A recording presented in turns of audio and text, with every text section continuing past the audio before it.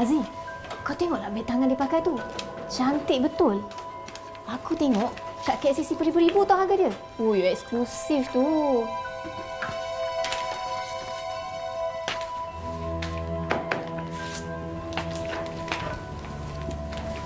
Kau tak mampu kan? Diam.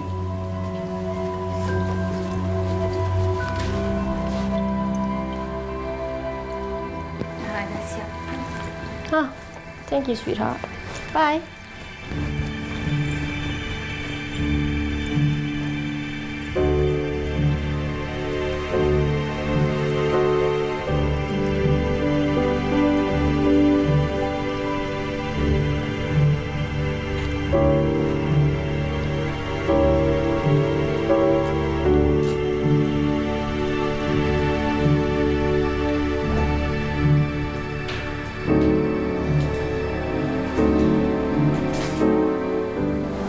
Hormon sensitif kau tu dah terlebih, kau tahu tak? Biasalah orang cakap pasal bab-bab branded ni sebab dia orang mampu. Kalau kita mampu, apa salahnya kita pakai? Tapi kita kena nak ukur baju di badan sendiri. Aku stres. Okey, aku stres sangat. Aku stres lah. Aku pun nak juga pakai benda mahal branded. Ni laki aku tak mampu pula. Menyakitkan hati aku. Kalau tak, aku dah setaraf dengan dia, tau. Allah Aziz, dah. Jom. Kau ni kan? Kau buat apa kat sana awalnya kau balik? Kau tahu tak, tengah gila-gila sampai 80%. Ya Allah, aku dah tak tahan dah ni. Aku tak tahan nak bergaya pergi office tu, okey? Ui, banyaknya duit kau. Gaji pun tak masuk lagi. Alah, biarlah laki aku ada bagi duit. Dia suruh bayar sewa, bil air, bil api. Alah, taklah. Biarlah aku pakai dulu, nanti pandai-pandai lah cerita. Biar betul kau ni. Apa laki kau kan? Biarlah bapa asalkan aku bergaya, okey? Ya Allah, Aziz, kau ni. Macam ni lah. Kalau kau dah tak sup sangat nak pakai barang-barang berjenama tu, esok aku ajar kau. Itu antara senario yang kita nak kongsikan hari ini berkenaan dengan topik kita, muflis di usia tua. Saya tadi ada dengar biar papa asalkan bergaya. Lagi satu ada ukur baju di badan sendiri. Saya nak tanya penonton anda yang manakah? Kedua-duanya sama maksud tapi yang mana lebih kurang? Okey, baik, dan seperti yang Fatin dah kongsikan tadi, kedua-dua tetamu kita hari ini nama mereka bermula dengan huruf A. Awak pun A juga, Ayu Sugi. Oh, saya Ayu Sugi. Okey, baik. Kita bersama dengan Aisyah Azman di studio. Hai Aisyah. Assalamualaikum. Wow, ceria Aisyah hari ini. Ya. Sangat muda dan tidak muflis. Ya, saya yang tidak muflis. Okey. Ya, dan kita juga bersama dengan Dr. Azizul yang bersama kita dalam talian. Assalamualaikum, Doktor. Waalaikumsalam, Fatin. Macam berjanji-janji warna baju kita hari ini ya semuanya. Selamat tengah hari, Doktor. Okey, baik Doktor. Sebelum kita mulakan perbincangan kita, Doktor, mungkin saya boleh bacakan beberapa komen di Facebook yang telah dikongsikan ya, Doktor. Syasha berkata sekarang ni kalau dah berhutang, yang minta hutang kena maki. Walhal dia yang berhutang, dan kalau dah berhutang pandai-pandailah bayar. Jangan sampai dia diminta, dan kalau hutang bank pandai-pandai pula, takut tak bayar. Aduh. Okey, Doktor, bila cakap mengenai muflis di usia muda ni, hutang pastinya sesuatu yang tidak boleh kita lari. Betul. Kalau kita muflis pun kita masih lagi perlu membayar hutang itu dan dibawa-bawa sehingga ke usia tua. Tapi Doktor, mungkin di permulaan ini kita Doktor boleh kongsikan sebenarnya yang muda-muda ni, apa yang menyebabkan mereka seringkali dalam golongan yang muflis ini terperangkap? Mengapa, Doktor? Okey, bismillahirrahmanirrahim. Assalamualaikum warahmatullahi wabarakatuh. Terima kasih Sugita, terima kasih Fatin. Hai Aisyah.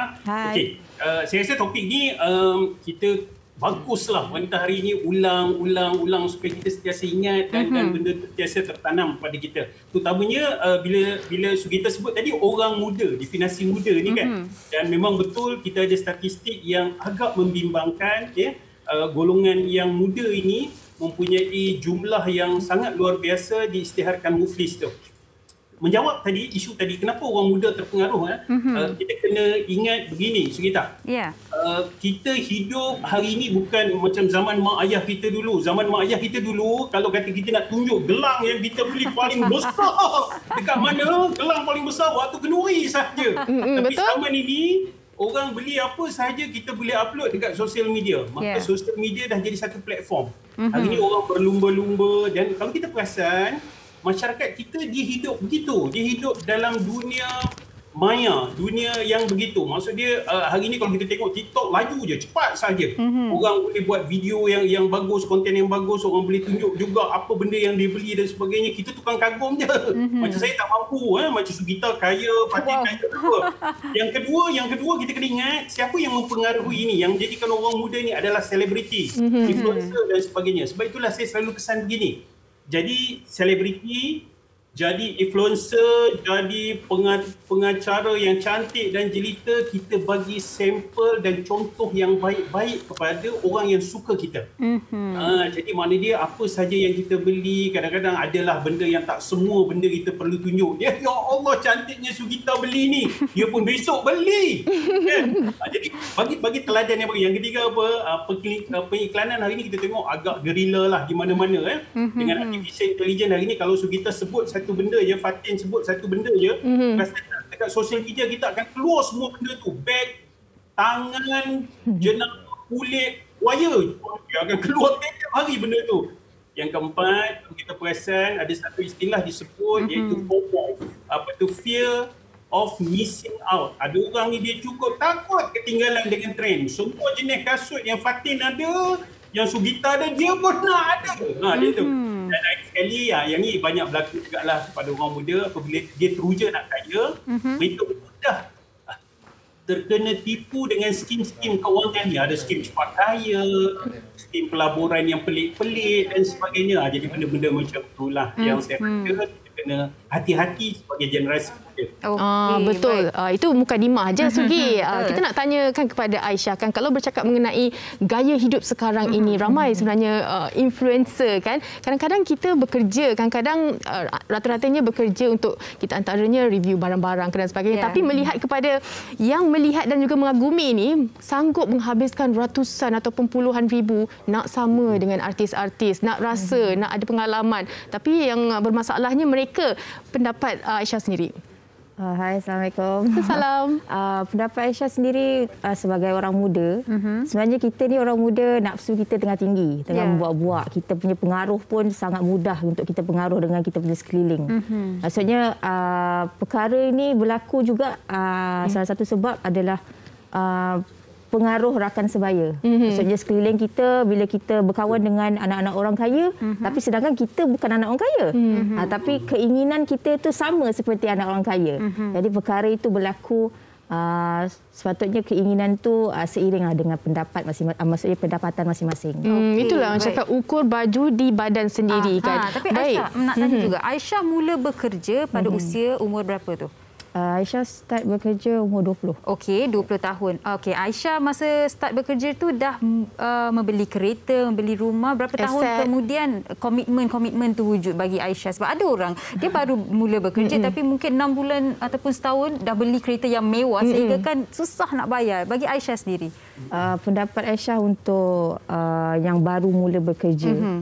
Macam Aisyah dulu masa mula-mula bekerja, Aisyah tak ada keinginan untuk nak kehidupan yang mewah, untuk nak beli kereta yang mewah atau beli rumah besar, ataupun macam sekarang ni wanita memang tak dapat dipisahkan dengan handbag branded, betul. Jadi keinginan macam waktu sekarang ni usia-usia 20-an hingga ke 30-an tu, keinginan untuk nak beli handbag tu, ya Allah, macam bila tengok cantik je, bila tengok orang pakai cantik je. Tapi kita kena fikir juga pendapatan kita macam mana. Macam Aisyah kumpul duit, memang dah target, aku umur 24 aku nak achieve, aku nak beli kereta. Untuk umur 26 aku nak beli rumah. Macam tu Aisyah punya target. So Aisyah akan kumpul duit dulu, kita tengok kita dah mampu dan baru kita beli. Baik. Dan Fatin dan juga doktor bersama dengan Aisyah. Doktor, kalau kita nak salahkan mereka yang berkongsi di media sosial ni, mungkin tidak begitu adil lah. Bagi saya kan, mungkin doktor boleh betulkan saya, sebab mereka bekerja keras, mereka juga ingin membeli apa yang mereka inginkan, dan ada yang seperti yang Fatin katakan tadi, bekerjasama dengan beberapa jenama, jadi menjadi influencer juga adalah tugasan mereka, satu job kan.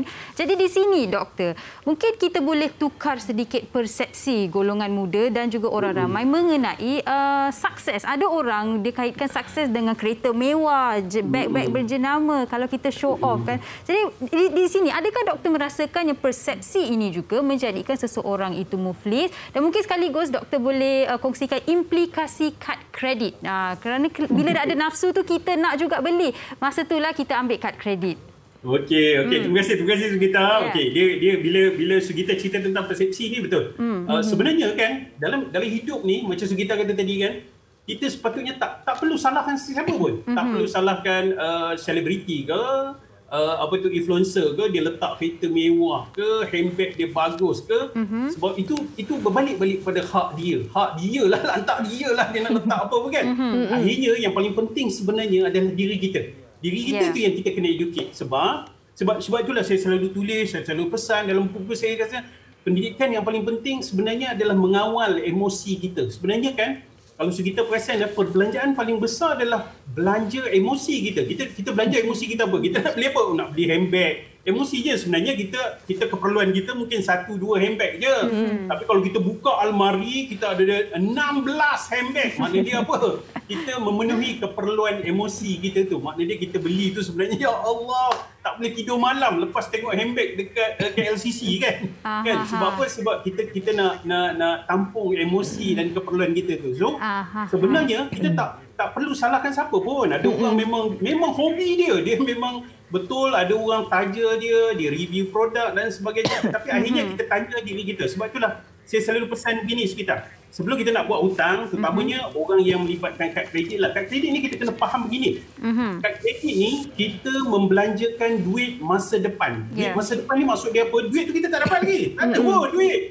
Tapi kita dah pakai dah. Bulan depan dapat duit, jadi kita pakai. Satu. Yang kedua, kita kena sedar. Kad kredit ni dia punya kadar gandaan dia yang dikenakan kepada kita sangat luar biasa. Dia 15% hingga 16% setahun. Jadi bayangkan kita punya dividen ASB pun baru 5%, dia kenakan berkali ganda begitu. Jadi siapa yang menggunakan kad kredit masih lagi membayar pada kadar minimum, percayalah tempoh yang diambil kurang lebih 10 tahun untuk kita selesai bayaran tersebut. Jadi apa benda yang kita kena hati-hati? Nombor satu, kita kena begini. Setiap kali kata kita nak buat hutang, saya selalu pesan begini. Kalau nak buat hutang, nombor satu, tanya diri kita apa manfaat kita dapat daripada hutang tersebut. Tanya diri kita, kalau saya buat hutang ni, manfaat dia apa pada saya? Nombor dua, hutang ni dia menambah kekayaan saya ataupun pelaburan saya atau tidak. Kita kena tanya, mana dia saya buat hutang ni dia menambah kekayaan saya. Kalau setakat bergaya nak letak dalam Insta sahaja, saya rasa elakkanlah. Yang ketiga, akhir sekali, yang kita kena tanya sebelum kita buat hutang, katakanlah saya tak boleh bayar hutang ni, apa jalan keluar yang terbaik yang saya boleh buat? Contoh, katakanlah kita beli kereta dan beli handbag lah, handbag. Saya jual pre-love lah, apa tu, handbag ni dan sebagainya. Boleh tak cover hutang saya dan sebagainya? Okey. Maknanya kalau saya beli kereta, boleh tak saya jual kereta saya ni nanti? Ada tak orang nak beli? Nilai susut okey ke tak? Saya beli harga tanah nanti. So maksud dia, always tanya 3 benda ini. Apa yang saya dapat daripada manfaat hutang yang saya nak buat. Yang kedua, dia menambah kekayaan tak saya buat hutang ni dan sebagainya. Ya. Yang ketiga, apa jalan keluar ketika saya tak boleh bayar hutang ni. Okey, itu antara 3 ciri-ciri penting yang kita perlu tahu sebelum kita nak adakan hutang. Banyak lagi sebenarnya kita nak tanyakan kepada doktor dan juga Aisyah. Tapi doktor, tadi saya terkesanlah perempuan beg tangan 3 kali doktor sebut. Kadang-kadang lelaki pun ada hobi-hobi tertentu tau. Okey. Okey, tak apa, kita akan kongsikan lagi Sugi. Ya, tapi sebelum tu kami nak dengarkan juga pendapat orang ramai berkaitan dengan topik kita pada hari ini. Jadi jom kita dengarkan dahulu.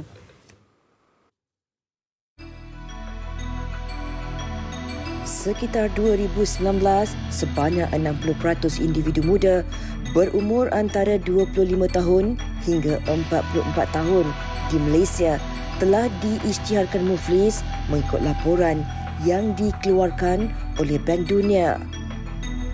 Angka ini amat merisaukan apabila kini lebih 10,000 individu turut diisytiharkan muflis sejak pandemik COVID-19 melanda hingga melumpuhkan sektor ekonomi negara. Angka ini meningkat 2 kali ganda sehingga Julai 2021. Selain Perintah Kawalan Pergerakan PKP, antara faktor ramai golongan muda jatuh muflis adalah disebabkan oleh kegairahan dalam berbelanja dan tidak mengukur baju di badan sendiri. Itulah yang terjadi kepada Amirul Lokman, 31 tahun, apabila dia diisytiharkan muflis di usia muda. Masa tu saya baru kerja dalam 3 tahun macam tu. Biasalah fresh graduate, jadi gaji saya tak adalah besar mana pun. Tapi masa tu saya terlalu mementingkan nafsu, gaya hidup mewah dan takut kalau kawan tempat kerja diorang pandang rendah. Jadi itu yang buatkan saya jatuh muflis. Mula-mula saya start beli barang. Barang yang saya beli tu barang branded lah, sebab nak nampak bergaya kan depan kawan-kawan. Bayangkan dalam masa satu hari tu saya boleh habiskan RM1,000 untuk beli baju, seluar dengan kasut je. Masa ni saya masih okey lagi, cuma bila dah hujung bulan tu saya terpaksa minta duit dekat mak sebab tak cukup. Lepas tu saya dah jadi sangat obses berbelanja sampailah saya mula untuk daftarkan kredit kad atas nama saya. Masa ada kredit kad tu saya tak fikir langsung dan tak kisah nak belanja apa pun. Apa yang saya minat, saya rasa masa tu saya beli je. Dalam masa yang sama saya kenal dengan seorang perempuan ni. Dia ni boleh kata orang senang lah. Jadi sebab niat saya nak impress dia, saya belikan dia barang-barang branded juga. Saya bawa dia makan dekat restoran mahal-mahal. Ada masa tu saya tak ada duit sampai saya terpaksa hutang dengan kawan saya. Kereta pun masa tu dah 3 bulan tak bayar sampai pihak bank call cakap nak tarik kereta tu. Masa tu saya dah tak boleh fikir, tapi sebab keadaan yang mendesak saya terpaksa hutang dengan Along lah. Orang kata ambil jalan pintas. Dekat situlah bermulanya titik hitam kisah saya. Di mana saya pernah diugut sebab tak mampu nak bayar hutang-hutang. Kereta saya pernah kena simbah dengan cat merah. Depan rumah sewa saya, dekat pagar, bahagian pagar tu, diorang letakkan bangkai kucing. Masa tu memang saya sangat stres sebab waktu tu juga saya dapat tahu yang saya telah diisytiharkan muflis. Memang dunia saya waktu tu totally dah berubah lah. Dunia saya memang gelap sangat. Saya tak boleh berfikir dan saya pernah ada rasa nak bunuh diri. Saya pernah telan pil tidur. Tapi mujurlah ada keluarga saya, diorang sedar dan diorang bantu untuk nasihatkan saya. Diorang pun ada juga tolong selesaikan hutang-hutang saya sampailah sekarang. Sejak daripada tu saya terpaksa mula balik semua daripada kosong untuk sampai ke tahap yang saya berada sekarang. Bermula daripada nak suka-suka, nak adakan keperluan peribadi, kemudian duit kehabisan, lepas tu mohon untuk kad kredit dan risikonya bila Along mencari dan juga menyusahkan diri sendiri kan. Ini sebenarnya ada keinginan untuk bunuh diri. Itu yang paling mustahak sekali, yang kita tak nak jadi sebahagian daripada itu, dan dari sinilah kita nak mula untuk orang kata ambil sebanyak mana pengetahuan sebelum kita berbelanja itu. Macam Aisyah sendiri kan, kalau kita tengok sekarang ini rata-rata macam yang lepas habis belajar, okey tak sabar nak beli kereta, padahal dari mudalah kita sepatutnya menyimpan untuk waktu tua kita kan. Dan rata-ratanya macam belum lagi ada pengetahuan berbelanja yang sangat-sangat kuat. Duduk dengan ibu bapa, mungkin duduk dengan kawan-kawan rasa nak seronok-seronok. Macam mana sebenarnya pendapat Aisyah untuk kita buka mata anak muda ni, sebenarnya dari mudalah kita nak kena belajar pengurusan wang tu? Pendapat Aisyah, fresh graduate ya. Fresh graduate ni bila mereka mula bekerja, of course lah dia orang punya gaji tidak setinggi golongan-golongan yang dah sudah lama bekerja. Betul. Jadi mereka perlu uruskan pendapatan mereka tu dengan baik, which is mereka perlu dahulukan priority. Maksudnya jangan berbelanja dengan nafsu. Maksudnya kita tengok orang yang dah berpengalaman pakai beg LV, kita pun nak pakai juga beg LV. So kita perlu uruskan pendapatan kita tu, uruskan mana yang patut kita bayar, mana yang lebih utama, dan jika ada duit lebih baru kita boleh belanja dengan selebihnya. Betul. Dan kalau betul-betul ada keinginan untuk menggunakan barangan berjenama, saya rasa kita usahakan ke arah itu. Kita jangan terlalu banyak hutang sehingga memudaratkan diri sendiri. Betul. Kan Aisyah? Okey, baik. Doktor, bila tadi saya sempat masa melihat laporan itu tadi, saya bercakap dengan Fatin dan juga Aisyah, dan Fatin juga telah berkata tadi, didikan untuk pengurusan kewangan itu mungkin kurang dalam kalangan golongan muda kan. Dan bila bercakap mengenai kad kad kredit pun kita tak ada didikan menggunakan kad kredit tu. Jadi mungkin di sini doktor boleh berkongsi sedikit tips ataupun boleh didik kita lah secara ringkasnya hari ini macam mana sebenarnya seharusnya kita menguruskan kewangan kita, dan kalau kita nak gunakan kad kredit tu, apa yang perlu kita ambil tahu? Okey. Terima kasih Sugita. Okey, ini betul, saya setuju. Kalau generasi muda kali pertama pegang duit dan sebagainya, kita tak ada pernah pengalaman pegang duit. Dulu kita hanya ada pengalaman pegang duit pinjaman pendidikan je. Kali tu, lepas tu kita habiskan, kita enjoy. Ya Allah, banyaknya duit kan. So, yang pertama. Yang kedua, kita perasan atau tidak, literasi kewangan kita rendah. Ini kita tak nafikan. Kalau kita berbandingkan literasi kewangan kita dengan beberapa negara, kita ambil contoh negara kita hanya pada paras 36 mata sahaja berbanding dengan Vietnam lebih tinggi. Vietnam 53, Singapura 58. So negara-negara lain tinggi dari segi literasi. Walau bagaimanapun, kita tak nafikan. Ada data-data di dalam silibus pendidikan, mula hari ini mula ada pendidikan kewangan, saya perhatikan. Tetapi ada benda yang lebih besar dalam pendidikan kewangan ni yang saya rasa perlu kita highlight. Selain daripada tentang aset, liability, cash flow, duit masuk, duit keluar. Yang paling penting tadi yang banyak kali disebut oleh Aisyah, disebut oleh Fatin dengan Sugita ialah bagaimana kita nak kawal diri. Which is benda ni lah yang tidak diajar. Sebab itu disebut tentang literasi kewangan ni, macam mana kalau kita tengok handbag, kita tengok kereta baru, kita rasa apa tahu, macam mana kita nak kawal perasaan kita tu. Yang itu tak diajar. Yang diajar, duit masuk banyak ni, keluar banyak ni sebenarnya. Tetapi kawalan emosi tu, sebab itulah dalam satu buku Psychology of Money dia cerita, dia kata apa? Dia kata menghasilkan wang tidak ada kena-mengena dengan menguruskan wang. Ramai orang kalau kita perasan, dia bisnes bagus, duit banyak. Tetapi sebenarnya literasi dan pengurusan kewangan dia sangat lemah, tidak bagus. Dalam buku itu juga diceritakan tentang apa? Dia kata apa?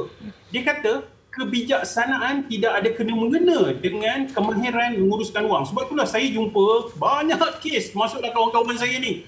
Profesor, knowledge baguslah, tinggi, bijak pandai. Tetapi bila datang bab urusan kewangan, ramai yang sampai muflis, sampai menguruskan duit dalam keadaan yang sangat kita tengok orang kampung relax je, SPM dia, tapi banyak sebab apa? Sebab literasi kewangan dan kefahaman emosi duit dia tertinggi. Okey, kita berbalik kepada kad kredit. Kad kredit ni saya selalu pesan. Saya jujur saya cerita dekat sinilah, saya tak ada kad kredit. Saya dah lama tak pakai kad kredit kan. Sebab dulu ada satu falsafah, orang kata kad kredit ni kita nak guna waktu kecemasan. Syukur sejak ada debit card ni orang mula memperkenalkan, pakai dan sebagainya. Saya pun pernah terjebak kan kad kredit. Ya Allah, tak habis-habis bayar hutang dia kan. So, salah satu langkah pertama ialah nombor satu, kita kena disiplinkan diri. Kita kena set dalam kepala kita. Makna dia, setengah orang kata kecemasan. Definisi kecemasan tu apa sebenarnya kepada kita? Hari ni kita boleh letak duit dalam debit card dah hari ni. Banyak mana pun kita boleh letak kan.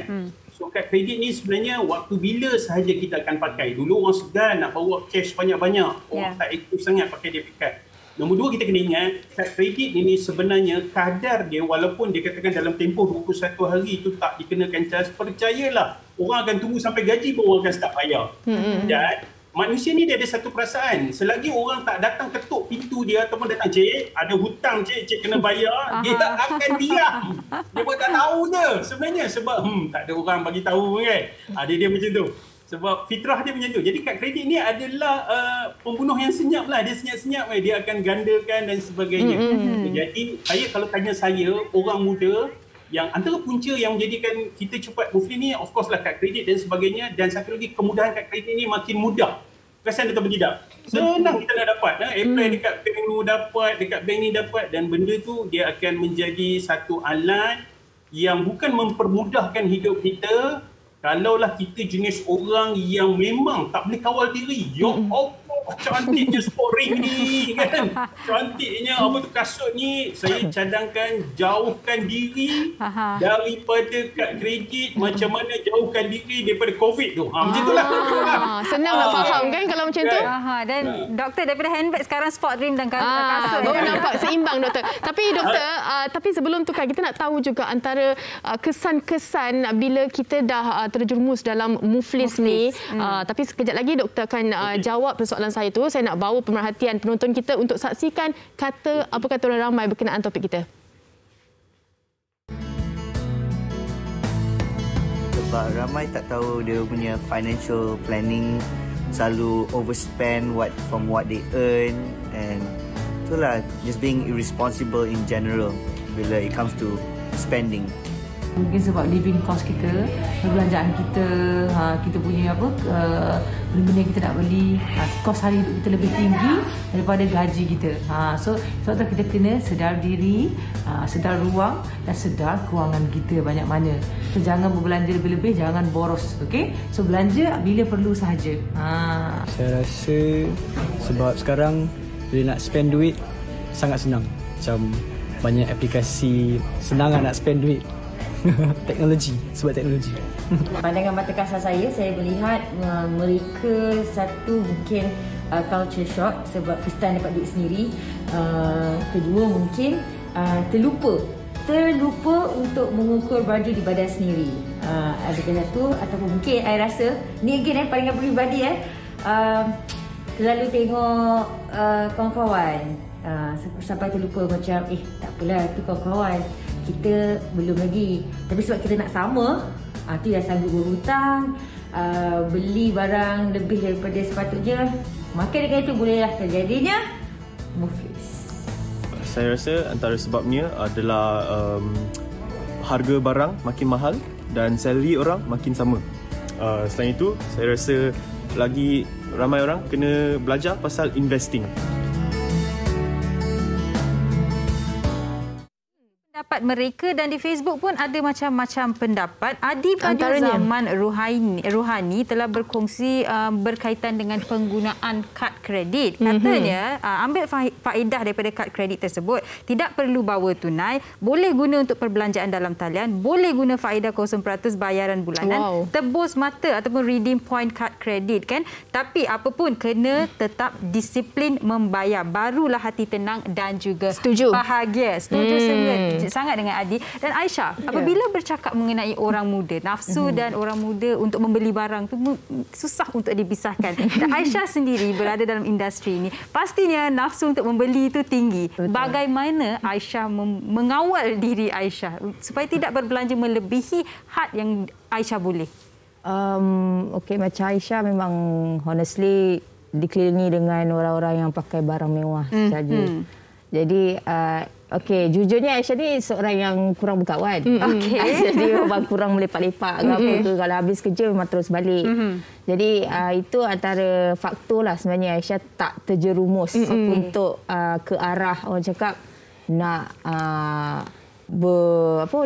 kehidupan yang sangat mewah.